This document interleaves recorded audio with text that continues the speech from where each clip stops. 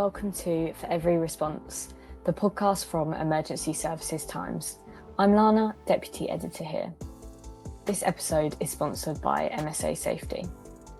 So this time, Catherine caught up with Amanda Coleman, and Amanda has spent more than 2 decades working in policing, including as Head of Communications at Greater Manchester Police. Today, she advises organisations on how to prepare for, respond to, and recover from major incidents. You may have seen her hosting the policing stage at the Emergency Services Show last year, and you can catch those sessions in season 1 of this podcast, including a really interesting conversation with DCC Sam Derea on ethics and leadership in policing. In this episode, Amanda talks about what crisis communication really looks like when the pressure is really on, but the facts are still coming out and the public spotlight is intense. She draws on her own personal experience, so including the 2017 Manchester Arena bombing, to talk honestly about the sort of emotional toll, but also the responsibility of shaping a response in real time. They also explore what it's like stepping away from quite a high profile public service role and becoming more of an independent voice. So including not having a badge and how that's changed the way that Amanda sees leadership and trust and accountability.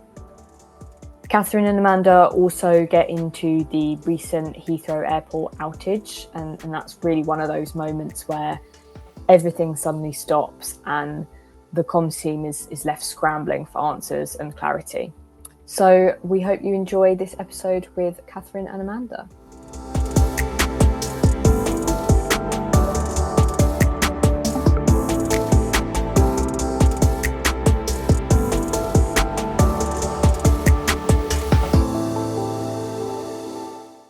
Today, I am delighted to be joined by Amanda Coleman, independent crisis communications consultant and author of Crisis Communication Strategies. Welcome, Amanda. Hi, thanks for having me here. It's great to speak to you. I've not seen you since the Emergency Services Show, where you hosted the policing theatre for us. How was it for you?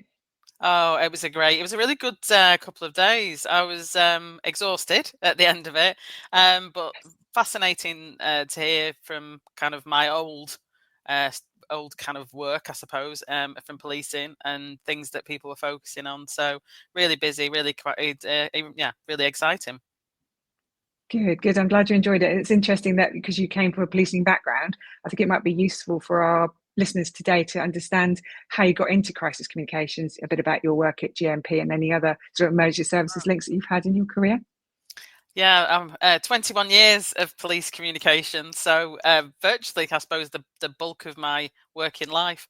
Started my working life as a journalist some years ago before moving into public relations, and then after a couple of jobs, moved into policing, first with Merseyside Police and then with Greater Manchester, and I finished and went as an independent and went as a freelance kind of crisis communication consultant.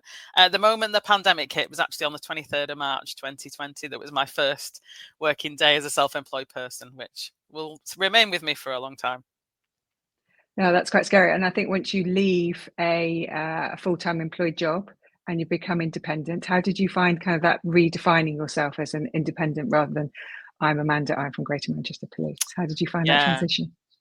It took quite a while, I think. It took quite a time. I was, I think because the pandemic was changing the world and everything in it, it perhaps wasn't as difficult as it might have been because the world was turning upside down anyway. But yeah, I think I'm sort of 5 years on now, so it feels as though it was an important, but it's something that was in the past. But so much that I learned during that 21 years. So really enjoyed the time that I was in police communication for its ups and downs. Yes, absolutely. And of course, being in the police during the Manchester Arena bombing in 2017, is that right? That was right. I was the head of communications in Manchester when that happened. And I think that's probably what's driven me most to what I do now is the experience and learning from that experience that made me kind of firstly write the book because it's a super practical book on crisis communication, but then also focus on what I do now, which is advising people about crisis communication, writing crisis communication plans, testing those plans, and helping people when they're in the middle of a problem as well, or when they've got a problem looming. So I think all the experiences that I had have probably focused me very much on kind of what I do on a day-to-day basis still. Yes. Okay. So that lends me nicely to ask you about how do you define crisis communications? Because I must admit, I probably use the term quite loosely when I talk about it, but I'm no expert. So I wonder if you could define it for us before we move on to talk about a recent crisis. Yeah, I think it's a crisis really is just something which is incredibly difficult for an organisation at that point in time, whether that's operationally or reputationally. And it has an impact significantly on people and what they, and what that organisation does. The threshold, I think, is the issue. So, and I work with some smaller businesses that don't carry a lot of risk. The level at which an incident or a situation becomes a crisis is quite low when you compare it to emergency services, where they're carrying a lot of risk on a day-to-day basis. So I define them both as kind of crisis communication situations. It's just that one is a very high risk, and the other one might not be quite as high risk, but to the organisation it is. So I think what you're looking at is that time of intense difficulty on that sliding scale almost, as well as it happening relatively abruptly, sort of speed being I think one of the defining factors. And for me, I always put in the definitions around it as well, the requirement to act quickly because of what's happened kind of splits it from being just a difficult issue for that organization. Because actually, when you've got a crisis, if you don't do something in terms of communication, it's just going to get worse. And then the impact on people as well, which I always think is a kind of fundamental part of defining a crisis, is to really understand who's affected by what's happened. So yeah, but I think it's right to be kind of people to question it a little bit, because what is one person's crisis is another person's problematic slight issue, but I think that's for organizations to define. Oh, that's really interesting. I hadn't thought about it in those terms, in terms of the relative size of an organisation and what your day-to-day business is. And with emergency services, all the talk is about risk. So it's fundamental to what they do. It's interesting you talk about thresholds and size. So leads me nicely to think about Heathrow, which is the big crisis that I wanted to talk to you about. So I was fascinated by what happened to Heathrow. So the outage of electricity, the need to shut the entire airport down for pretty much 24 hours, and how you come into and out of that crisis. I wanted to talk to you about that because I think you probably have much more insight than many of us. So what were you thinking about when you started to see those events unfold? Because like me, you were probably glued to the internet going, what is going on? What were your thoughts? Yeah, and I think we look at it from from what we felt when we first saw it happening, through to things that have emerged after it, because I think it's difficult sometimes from the outside of situations to really understand what was happening. So I will talk from a pure kind of observer's perspective, but I think the thing that I was immediately thinking was, how can one piece of infrastructure bring down a whole entire airport of that size? You could understand it if it was a much smaller, kind of very rural, airport or kind of something like that. So I think that was my big issue: was when and how was that risk identified or not identified, and why was there no backup? Now this sounds just really simple, but you kind of think, where was the contingency of that problem? And when you get to the communication, so that was the kind of operation, I suppose. When you get to the communication of it, I think they made some very definitive statements very early on about what was and wasn't possible, and decisions that they communicated around how they were going to operate. I think the challenges come in hindsight with additional comments from other agencies, which I think has then led to a big challenge around what was accurate. And this is one thing that I think is one of the biggest challenges for organisations and emergency responders, is where does the truth lie?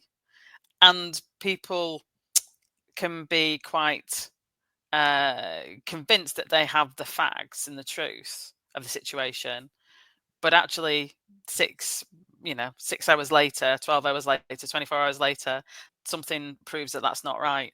So I think we've got a really difficult set of circumstances, because you've got social media and the kind of speed of the how communication spreads, and misinformation and disinformation, and then you've got a trust deficit as well, where organisations who traditionally, and I say this from a kind of policing background, would have been the trusted sources of information, are actually being questioned, and people are not seeing them as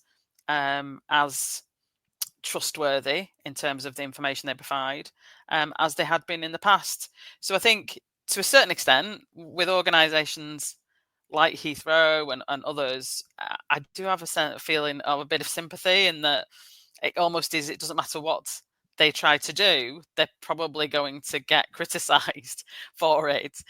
So I do have some sympathy when you kind of see that. And I think you've got to couple that as well with, I've been doing some work in different parts of Europe and different parts of the world, and there are cultural differences. So I think when the chief executive was interviewed, and obviously he came from a European sort of background, I think you've got to be mindful of how will that play out in different parts of the world. And I don't think we've necessarily thought about crisis and emergency response in that way. Who are the audiences that really matter? What do we know about them? And how does that impact on what we do? So to a certain extent, a lot of what I would say is traditional PR work and how we would approach things is incredibly important to how we look at crisis communication now, but people aren't necessarily connecting the two. So things like audience understanding and audience segmentation, channels, and understanding the channels where you get the biggest kind of trust as well as the biggest kind of reach, and those diversity and inclusion sort of situations, which I would say, understanding how things will play in different parts of the world. So yeah, so it's a difficult one, and I think it showed in how that played out, and there was like endless commentary on what they did. And I think ultimately it's the people who were being interviewed who had things, on life experiences, weddings, etc., that have been cancelled, that I think is always going to be the real challenge, because how do you develop or provide communication that can deal with those sorts of situations where people are obviously going to feel really sorry for that person? But I think fundamentally you go back to, and I think any emergency planner or anybody in that sort of world goes, you know your risks, plan for them, and put steps in place to try and avoid getting into that position in the first place. Yes, I mean, that is a huge answer to what was a huge incident, and so many elements. And I think what it illustrates to me listening to you is just that so many levels in which to look at that. Interesting, that idea of the truth, a single version of the truth, where the truth is changing quite quickly. And depending on who's looking at that, what lens they're looking through, what they want to get out of it, or the bias, and all of those things that come with social media and different people with different agendas. So you can see why it was so complex for them and why it's a big issue. I wonder in years to come whether the case study that's written up, what that will look like in terms of how to do it better next time, perhaps. I wonder, you've mentioned the term public relations a couple of times, PR.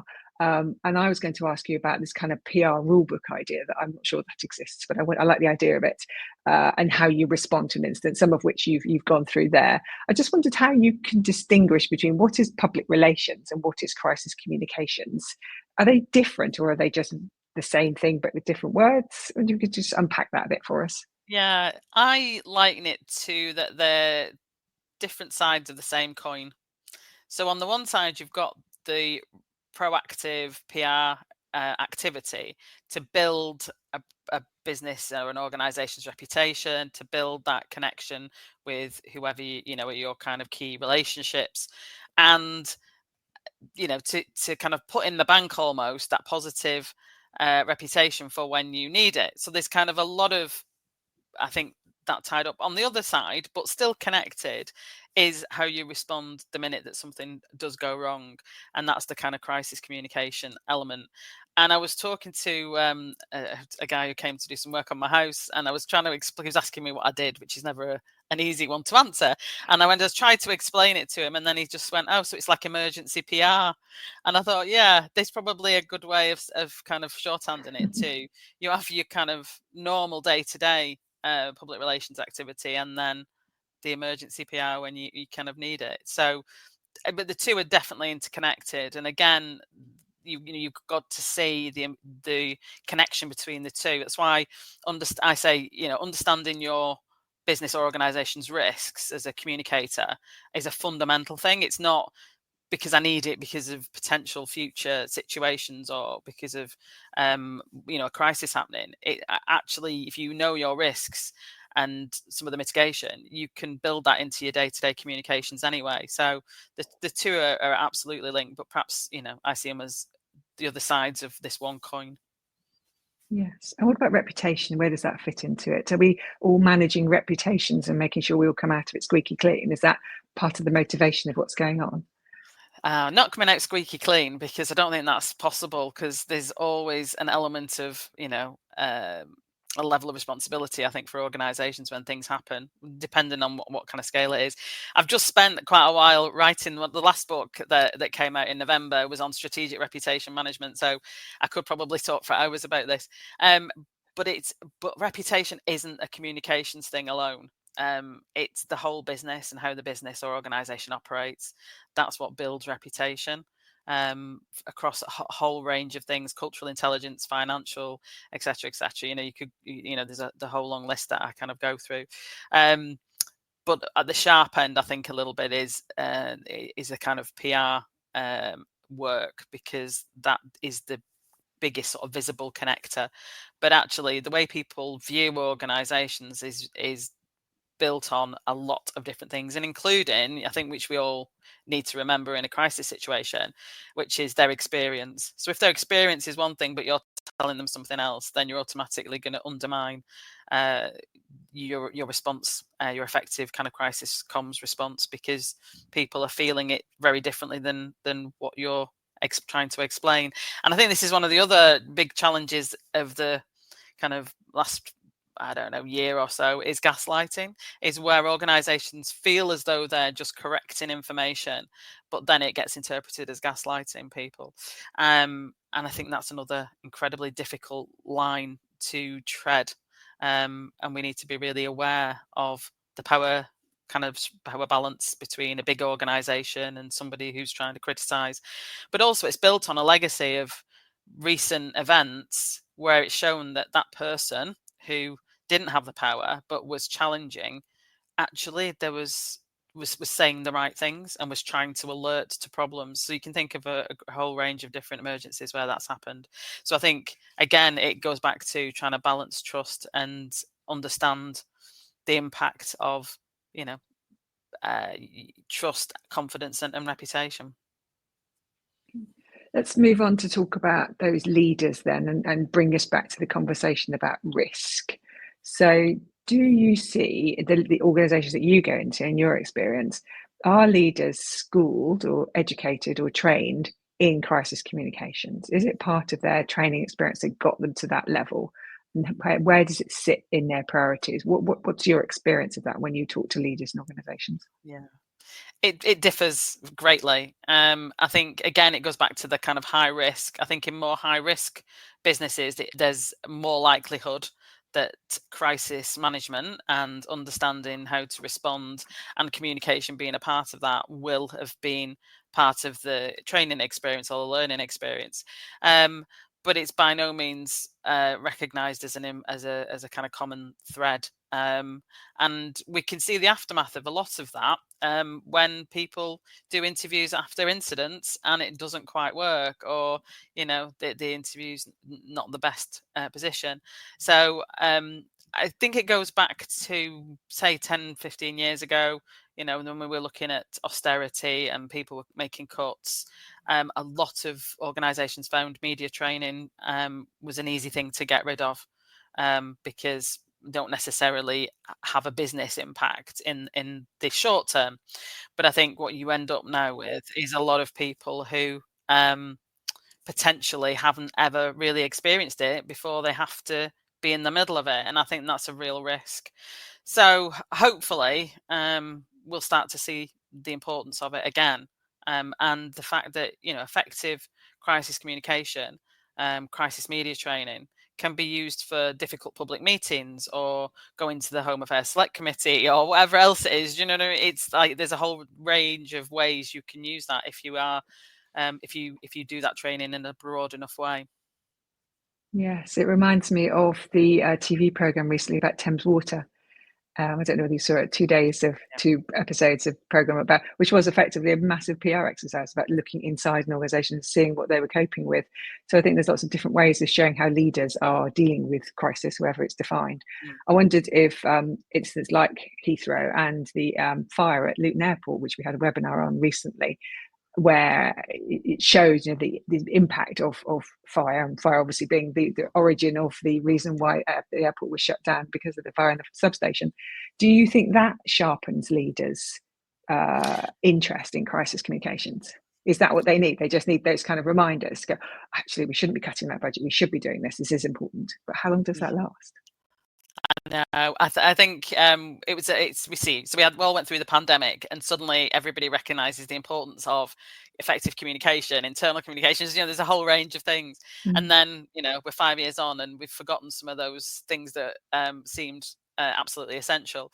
I always tell communications and PR people when they're struggling to get senior people to recognise either to how to prepare, what they need to do, or an approach to take, to look at case studies. I think case studies are incredibly valuable.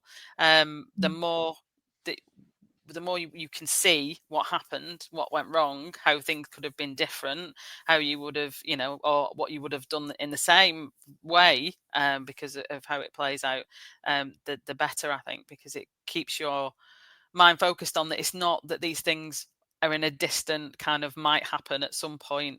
It's that they could happen at any point. And I think it's just a crisis mindset that we absolutely need to use events on a day-to-day basis. And boy, 2025 is giving us, so many case studies and so many examples of things, to use all those to really identify what you can do. I think the big benefit as well is if there's one in a crisis that happens in a similar sector as are working, it's so much easier to see the crossover in it's a very quick kind of understanding of, oh, that's a very similar business to us, so we need to do that. And funnily enough, I'm doing a piece of work, not in that kind of respect, a very similar business to Heathrow, but some business that's recognised actually we need to do some testing on the back of seeing what's happened for the communication, having seen Heathrow. So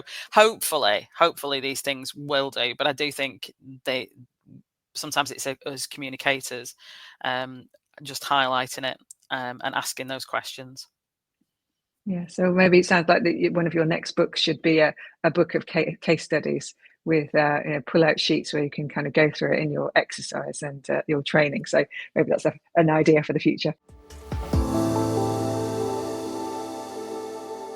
This episode of the Emergency Services Times podcast is sponsored by MSA Safety, proudly supporting emergency services and first responders on the front line. At MSA Safety, protecting first responders isn't just what we do, it's who we are. We work closely with fire and rescue services across the UK to develop and deliver safety solutions designed to meet your ever-evolving needs. That includes MSA Bristol Firefighter PPE, trusted by services across the UK and beyond, shaped through years of collaboration with frontline teams. It also includes our growing investment in innovation and technology, from the connected M1 SCBA modular solution to our agile, fully managed service model that helps keep crews protected and ready to respond. But for us, safety goes beyond equipment. We believe in standing shoulder to shoulder with the people who dedicate their lives to protecting others, whether it's supporting firefighter charities, backing mental health initiatives, or showing up for community events. MSA is proud to be part of the emergency services family. To learn more about our work in the UK and how we're supporting first responders every step of the way, visit www.msasafety.com. With MSA Safety, when you go in, we go in with you.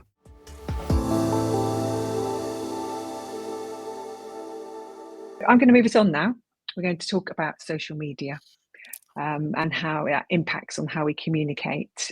We've seen a plethora of social media channels, the ones that we're all familiar with in terms of LinkedIn, Twitter, X, all those ones, but also the rise of more encrypted ways of communicating like Signal and Telegram, and how they all impact how crisis communications operates and what impact it has on the outcomes. I was interested to read the Home Affairs Committee recent report on the riots from last year, where it talked about social media was a significant organising tool for disorder. I'm just going to read out a quote because I think it's quite interesting for us to talk about. The recommendation that it has, it said, the new national system for policing should include enhanced capacity to monitor and respond to social media at the national level, while also supporting forces to develop the necessary capacity. So it's distinguishing between what forces, in this example, but could be applied to any emergency service, are doing to deal with social media at a local level, and then when it's really big, like the riots, as we know it's spread, how you then deal with that at a national level. I just wonder what your thoughts were in terms of how services are able to manage crisis and all of that communication coming in, all that noise, all that truth, versions of the truth coming in to successfully come through a crisis. What your thoughts were on that in terms of that local and the national idea? Yeah, I think it's really difficult to split local and national, because you go back to trust, and who do I trust? And it's more than likely going to be people who I know and have regular interaction with rather than national. So I think I can understand why that in the circumstance that they've been looking at, they say that, but I think it's quite difficult to enact it in a particular way. The overwhelming feeling I get is deja vu, because 2011 I was in policing and the riots happened around the country, and I remember social media was in its infancy. We used it quite heavily in Manchester because we'd been focusing on trying to kind of utilize social media. And in the aftermath of that, very similar things, about how we need to skill up and how people need to understand how to best operate. And it sounds so simple, like we'll have a system to monitor and be able to respond. Find it, because I think the as you said, the amount of different channels, the amount of information that's being circulated, the challenge of things like closed Facebook groups where you can't get in there in the first place to say something. I think, it's a very complex landscape.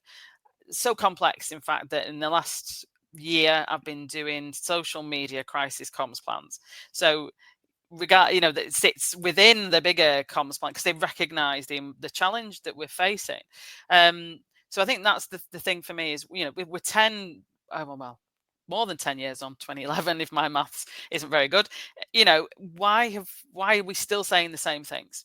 So I think it goes back to the I suppose a risk aversion that I've seen develop across lots of organisations, not just within kind of emergency services, where we will not proactively engage in conversation on social media, but we will just put messages out on it.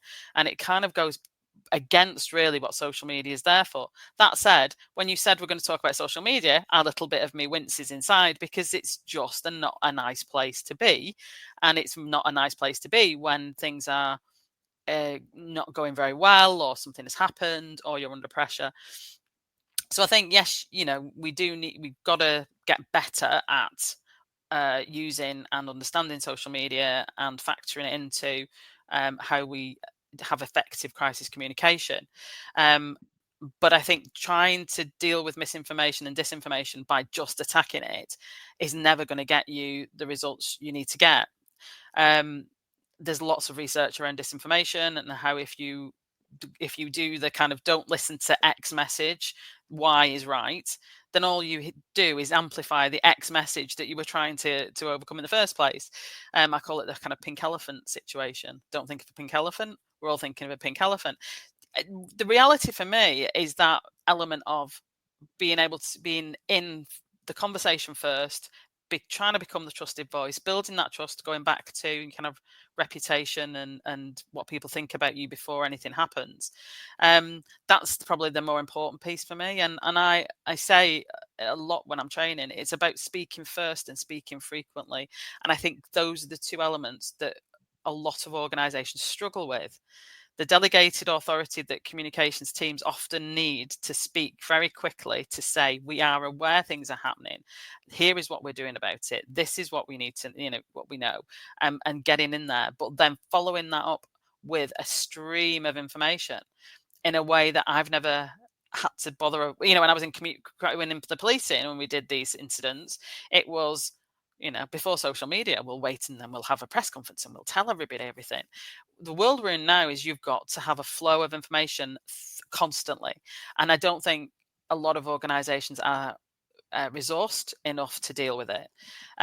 So I would probably delve a little bit deeper, perhaps around some of the kind of top lines that the Home Affairs Select Committee pulled together, because I don't disagree necessarily with any of it, but I think the actual method by which you can turn things around and manage, or to attempt to manage, social media when something's happened, for me is very different. It's very much around, and with that stream of information, sometimes you're saying the same thing. So you've got to be quite creative about saying the same thing in lots of different ways. And again, I think that's something we haven't necessarily thought about as part of crisis communication, is the creativity of, I'm going to produce this in different formats and say, so there's seen to be, and there is a constant flow. Yes, that's interesting. I think there's a few things in that. One was around this idea of delegation and where does comms sit in an organization? So are you confident and able to get the messages out with the pace that you have described because the situation demands it? So there's that sense of, am I allowed to? Am I confident that I'm going to be backed up should it not go quite right? Or, are we happy with this? You write about different channels so that people communicate in different ways. And like my daughter would never use WhatsApp to communicate, but she'll use Snapchat or some other channel that I probably never even heard of. So it's true that people communicate in very different ways, and that's nothing new. And in that crisis, do you see that if people want to get in touch with the police, that they're able to do so quickly? Because I was at a Society of Editors conference recently, and it was all about police and the media. And there was a big discussion there about actually not even being able to get hold of the police to find out the information on the phone, which seemed very basic to me. Yeah. So I just wonder whether our emergency services are making themselves accessible enough so that when people do want to communicate, mostly from the press, who can act as a sort of a funnel for you, can they even get in touch? Is that still the case? I know.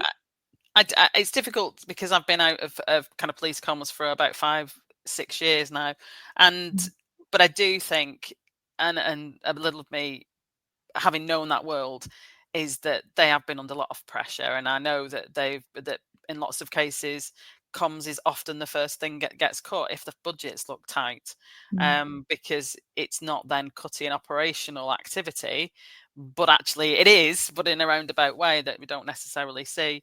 So, and I also think in some places, when social media became the thing, and the media relationships got strained, it was like, well, we don't need the media. And I think we with constant stream of, just as you were saying, the media still play an important role, and we can't overlook that. But I think it goes back to being able to be resourced enough to do that. And, having been in a really busy police force, there were times when we would struggle to answer the phone. When the Arena attack happened, we answered, we would never have answered all the calls. There's just absolutely no way we could have done it, even if we'd had like double the people. So I think there's a balance, but I do think it's almost like we put all our eggs into one basket and then kind of neglected some of the relationships with the media. And I saw some of the commentary after that conference, and I think there's a way to go to build back. Policing has got to build trust with communities, one of those communities is reporters. And if the reporters don't trust you, then that's a difficult position to be in. Yes, and I wonder if just as we wrap up our conversation today, is around the opportunity that comes from the national pandemic exercise. Is that an opportunity as that evolves through the rest of this year? We're promised this exercise, there's not huge amounts of detail about it, but in terms of the principle of having something like that, which is kind of enables all the things we've talked about this morning to kind of come together, how you take an exercise, you use training exercise, and you use communications, you use social media in this environment to check whether things work. Do you think having a national exercise like that is a good step forward in terms of making sure that resilience really is at the top of people's agendas? Any exercise, I would say, is a good thing to do, but the most important thing is the learning from that exercise. I know there was a national exercise around power outage, and I don't think anybody's really seen the detail of what happened from that. And I think that's always the risk, and that's the thing. I'm doing a lot more crisis communication kind of simulations and exercises, which are important for me because often comms is an add-on to an exercise. So the national, I don't know much detail about it, but if it has realistic communications built into that simulation, then great. What we can't do is not replicate social media, the challenges of fake news, the challenges of the speed, the risk.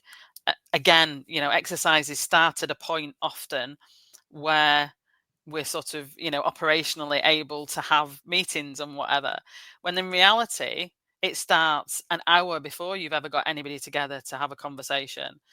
The comms person's probably fighting some social media posts and media inquiries coming in before there is ever a definitive. So it's that element as well, I think, that we've got to make sure that these exercises replicate, because that's the reality that everybody's going to face. But for me, I was going to say resilience absolutely needs to be at the top of everybody's agenda, but not just for people working in emergency services or working in business. We've got to have a conversation with the public. And I suppose I go back to what's always my common thread through everything is look at things from the perspective of those affected by it or involved in it. And I think we've got a long way to go to get the general kind of public and the people who live next door to me and in the streets to really see this as an important part of understanding how they are resilient and how they operate. So perhaps that's the way I would look for it for the future. Okay, so I was going to ask you about, as we wrap up today, the advice that you would give our pod listeners, but it sounds to me almost like you've given it in terms of thinking about how the public respond, what the person next door to you would respond. But do you want to add anything else as we conclude today? Yeah, and if anybody ever has kind of heard me before, that's always one of my real driving elements is to take ourselves out of the organisations that we're working with to really understand what it feels like for people and what that actually means to what we do. But I think alongside that is then reviewing crisis communication plans to make sure they're fit for 2025 going forward. Have we thought through the complexities of social media in a really detailed way? Do we know how we're going to deal with misinformation and disinformation? And have we got a structure that gives the communications person the freedom to be able to step in and start communicating when something happens rather than wait for an hour, 2 hours later, when by that point things are starting to develop and potentially rumors and speculation kind of grows. And alongside, as we were saying about kind of the exercising, is to test, but also make sure that you bring in to plans the learning from those tests and simulations and exercises, because doing them is just only kind of one part. There's a whole other bigger piece, which is, did it work? Did it not work? And what do we need to do differently if we do have to face one of those things in reality? Yes, and I hope that they are very transparent about what they learned from that national pandemic exercise, and that it is in the public domain, and that it is scrutinised and looked at in different ways, because I don't think that's something which should be hidden away. So I've got my fingers crossed that there's going to be lots of transparency, and we'll see all of that. So Amanda, I'm afraid we've run out of time, and I just want to thank you so much. What a fascinating conversation. I've learned so much, And hopefully the people listening to us will also now go away and think about some of those things and go and talk to their leaders and colleagues about crisis communications and how important it is. So I'd just like to say thank you for joining me. Thank you. Thank you. So we will see you hopefully at the show in September. And just leaves me to say thank you to everybody for listening, and thank you for joining me. Thanks for listening, and thanks to Tom St. John for expertly producing this episode. If you like this episode, then be sure to check out other conversations with leaders in this season of For Every Response, sponsored by MSA Safety. Share the link and subscribe to receive updates on new episodes from us here at Emergency Services Times.